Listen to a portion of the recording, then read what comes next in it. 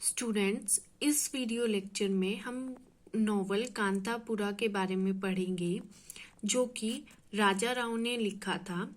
तो कांतापुरा को पढ़ने से पहले ये बीए 5th सेम का नॉवल है कांतापुरा। उसको पढ़ने से पहले हम राजा राव जो इसके ऑथर हैं उनके बारे में कुछ पढ़ लेते हैं। अब जो राजा राव है उनका जो अबाउट द ऑथर में पढ़ते हैं। उनका जो जन्म है बोर्न ऑन नवंबर 8, उनका जन्म 8 नवंबर 1908 में हुआ इन हासन मैसूर कर्नाटका। अब इसे याद कैसे रखेंगे हम? देखो, नवंबर 8 नवंबर को हुआ। अब देखो यहाँ पे नवंबर 8, जो नवंबर होता है वो कौन सा महीना होता है? यहाँ पे देखो, यहाँ पे 8, उसके बाद यहाँ पे भी 8।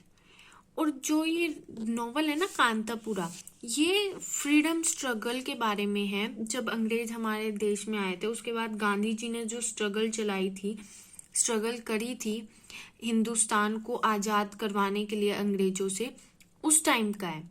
तो इसका मतलब उनका जन्म भी, राजा राव का जन्म भी उसी टाइम पे हुआ होगा।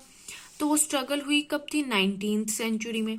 तो हम क्या लगा सकते हैं? देखो 8 नवंबर को जन्म हुआ और 8 ही यहाँ पे है, 08। ठीक है, 08। सिर्फ आगे 19 लगाना है। क्यों?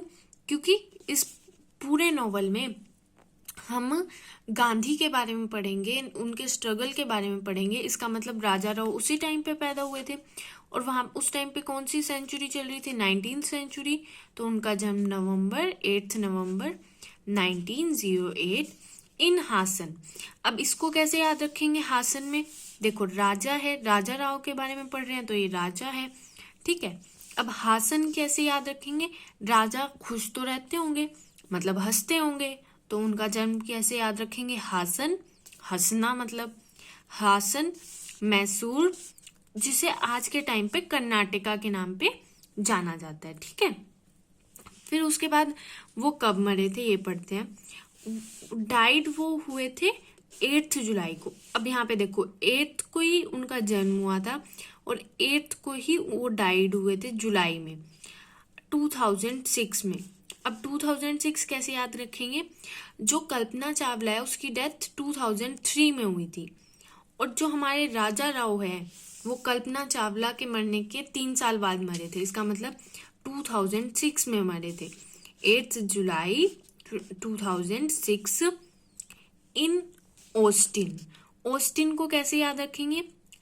ऑस्टिन को याद करेंगे हम डस्टबिन से। डस्टबिन की क्या स्पेलिंग होती है? DUSTBIN। यहाँ पे ना तो D आएगा ना यहाँ पे B आएगा। D की जगह क्या है? A है और B को बीच में से हटा ही दिया तो AUSTIN ऑस्टिन, जो कि कहाँ पे था? US में था। ठीक है, ये दो चीज आपको याद होगी। मैं ट्रिक भी बता रही हूँ साथ में याद करने की, तो जल्दी से आपको याद भी हो जाएगा। उसके बाद इन्होंने, ये बहुत इंटेलिजेंट थे शुरू से ही राजा राव पढ़ाई में। तो उसके बाद इन्होंने जो स्टडी है अपनी वो निज़ाम कॉलेज से करी, हैदराबाद से। निज़ाम कॉलेज हैदराबाद ऑन स्कॉलरशिप। उसके बाद क्या हुआ? ये बहुत इंटेलिजेंट थे शुरू से ही पढ़ाई में और इनका इंग्लिश लिटरेचर में बहुत ज़्यादा इंटरेस्ट था। जब ये छोटे थे तभी से था। तो जब निज़ाम कॉलेज से इन्होंने पढ़ाई करी उसके बाद इन्हें स्कॉलरशिप मिली और इतने इंटेलिजेंट थे कि स्कॉलरशिप मिली। तो उस स्कॉलरशिप से ये फ्रांस गए। On scholarship he continue his study. अपनी स्टडी वहाँ उन्होंने कहाँ से शुरू कर दी? फ्रांस में गए उस स्कॉलरशिप से और वहाँ पे जाके अपनी पढ़ाई करी। उसके बाद इन्हें कौन से अवार्ड मिले? 2 अवार्ड मिले। Later on his literary writing got 2 prominent awards. First क्या था? पद्म भूषण, जो कि इन्हें मिला था 1969 में। पद्म भूषण तो आप सबको ही याद रहेगा, वो तो आज भी दिया जाता है। दूसरा क्या था? साहित्य अकादमी अवार्ड। अब इसको कैसे याद रखोगे? साहित्य अकादमी अवार्ड, साहित्य हिंदी में, इंग्लिश में लिटरेचर बोलते हैं और हिंदी में उसी को क्या बोलते हैं, साहित्य। उससे क्या, ये लिटरेचर ही लिखते थे, इंग्लिश लिटरेचर में इनका इंटरेस्ट था, तो लिटरेचर से साहित्य याद रहेगा। एक आदमी, एक आदमी, एक आदमी मतलब वन मैन, ऐसे याद कर सकते हैं, एक आदमी, ठीक है। अवार्ड, जो कि किसमें मिला था, 1964 में। तो बेशक ईयर ना याद रखो, ये 2 अवार्ड के नाम याद रख लेना। उसके बाद जो नॉवेल्स बहुत ज्यादा फेमस हुए थे उनके कौन कौन से थे, एक तो कांतापुरा नॉवल और दूसरा था the serpent and the rope. The serpent and the रोप। अब इसे सेकंड नॉवल को याद कैसे रखेंगे, देखो सरपेंट की जगह हम क्या याद कर लेते हैं, servant. The servant and the रोप। तो सर्वेंट को, सर्वेंट का मतलब क्या होता है, नौकर। तो सिर्फ सर्वेंट में यहाँ पे पी की जगह वी आ जाता है। तो नौकर, रोप, रोप मतलब रस्सी, नौकर को रस्सी लेने भेजा। तो उससे हमें याद आ जाएगा the serpent and the rope. Serpent, servant की जगह सरपेंट और द रोप की जगह द रोप, रोप मतलब रस्सी। तो ये याद करने की सिर्फ ट्रिक है। उसके बाद इनके कॉन्टेम्पररीज कौन थे, कॉन्टेम्पररीज मतलब होता है कि उस टाइम पे जो इनके कॉम्पिटिटर थे कह सकते हैं, या फिर उस टाइम पे और जो नॉवलिस्ट थे वो कौन से फेमस नॉवलिस्ट थे। क्योंकि राजा राव उस टाइम पे, जिस टाइम पे इन्होंने ये नॉवेल्स लिखना शुरू करे थे, उस टाइम पे 20th सेंचुरी की मिड में लिखना शुरू किए थे। तो वहाँ उस टाइम पे ये बहुत फेमस नॉवलिस्ट रहे हैं। और इनके अलावा जो 2 नॉवलिस्ट थे, देखो नॉवलिस्ट वगैरह जो भी लिटरेचर या नॉवलिस्ट हम लिखते हैं वो उस टाइम की सामाजिक चीजों पे, मतलब पॉलिटिकल और इकोनॉमिक कंडीशन पे डिपेंड होती है कि जो हम भी लिखते हैं। अब ये जो नॉवल है कांतापुरा, ये किसके बेस पे लिखा गया है, ये भी तो एक फ्रीडम स्ट्रगल के बेस पे लिखा गया है। इस पूरे नॉवल में आपको मिलेगा गांधी का इन्फ्लुएंस, गांधी का इफेक्ट ऑन स्मॉल गांव जो कि है साउथ इंडिया में, कांतापुरा में। तो उसमें एक मूर्ति नाम का हीरो है, तो उस पर गांधी का प्रभाव क्या पड़ता है, मतलब उस टाइम गांधी मूवमेंट चल रहा था, आजाद करवाना चाह रहे थे हम देश को।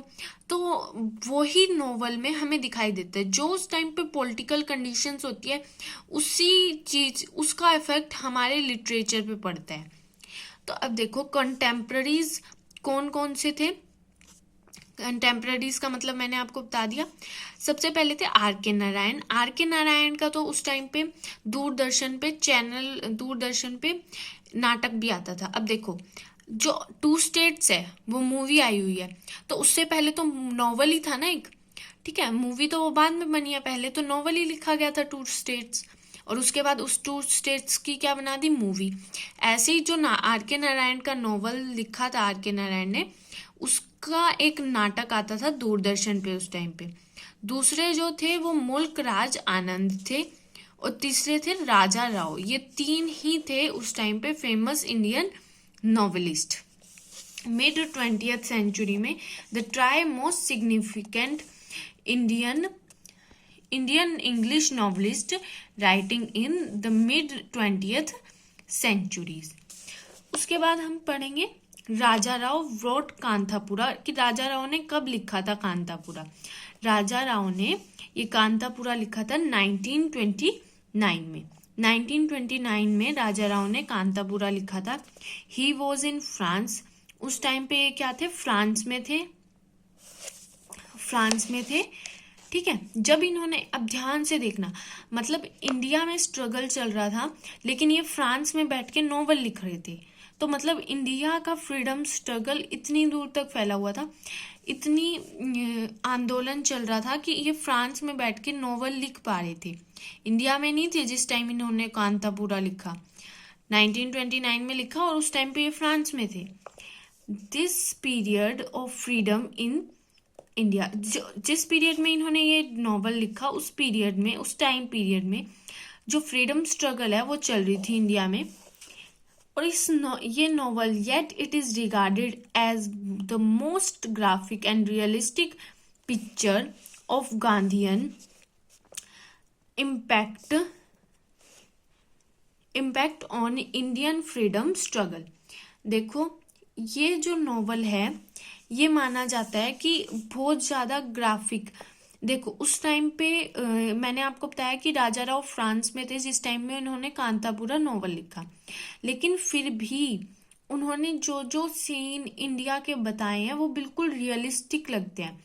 ग्राफिक्स का मतलब होता है कि एक एक चीज बहुत अच्छे से डिस्क्राइब करना, जैसे नाटकों में होता है कि कोई अगर कांप रहा है तो उसे बताना कि ये कांप रहा है, कोई अगर आवाज कर रहा है तो ये बताना कि इसकी ये आवाज आ रही है, और कोई अगर गांव है बिल्कुल सांप निकल रहा है तो ये बताना कि उस झाड़ियों के पीछे से सांप निकल रहा है। तो बिल्कुल ग्राफिक एक एक चीज इतनी अच्छी से, ग्राफिक मतलब होता है बहुत अच्छे से डिस्क्राइब करना। तो जैसे नाटक में ग्राफिक्स होती है, एक एक चीज बहुत अच्छे से दिखाई जाती है, वैसे ही उस नॉवल में ग्राफिक है। ठीक है। और रियलिस्टिक का मतलब होता है बिल्कुल सच लगना। उस टाइम पे गांधी मूवमेंट चल रहा था तो ये बिल्कुल सच्ची पिक्चर की तरह हम देख सकते हैं इम्पैक्ट। और इस जो नॉवल है उसमें हमें पता चलता है कि गांधी का इम्पैक्ट इतना ज्यादा था इंडियन फ्रीडम स्ट्रगल में कि नॉवल भी लिख दिया था नॉवलिस्ट ने, राजा राव ने उस टाइम पे। ठीक है। तो अब हम स्टार्टिंग में नजर मार लेते हैं कि हमने अभी तक पढ़ा क्या है।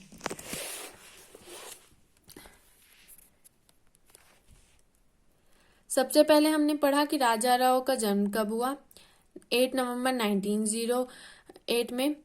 उसके बाद डाइड, उसके बाद कॉलेज, निजाम कॉलेज से पढ़े, उसके बाद स्कॉलरशिप पे फ्रांस गए, उसके बाद उन्होंने दो जो राइटिंग सी 2 अवार्ड जीते, पद्म Bhushan and Sahitya Akademi award, 2 novel famous, Kanthapura and serpent and the rope. उसके कॉन्टेम्पररीज कौन थे, R.K. नारायण, मुल्क राज आनंद, राजा राव। और उन्होंने अपना नॉवल 1929 में लिखा था कांतापुरा, जब वो फ्रांस में थे और उस टाइम पे इंडिया में फ्रीडम स्ट्रगल चल रही थी। और उस नॉवल में ग्राफिक और रियलिस्टिक पिक्चर दिखाई देती है गांधी स्ट्रगल की। Thank you for watching.